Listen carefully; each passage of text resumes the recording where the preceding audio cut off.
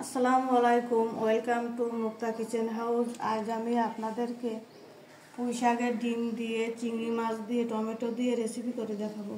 কড়াই গরম হয়ে গেছে, তেল দিব।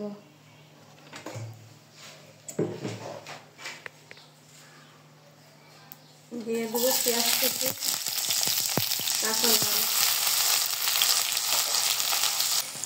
দিয়ে দেবো চিংড়ি মাছ। চিংড়ি মাছটা আমি ভালো করে ভেজে নিব। দিয়ে দেবো লবণ, হলুদ, সব কিছু ভালো করে ভাজা হয়ে গেছে। পুঁই শাকের ডিম আলু দিয়ে দেবো। 2-3 মিনিট ঢেকে রেখেছিলাম, তুলে নিব।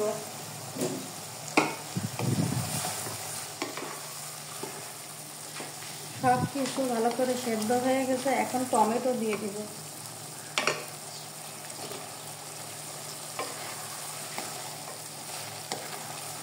গাইস, এই রেসিপিটা একবার করে খাবেন, আশা করি আপনাদের ভালো লাগবে।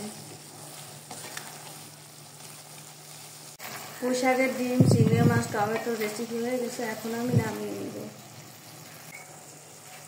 আমার ভিডিওটা ভালো লাগলে আমার চ্যানেলটিকে সাবস্ক্রাইব করে আমার পাশে থাকবেন। সবাইকে ধন্যবাদ।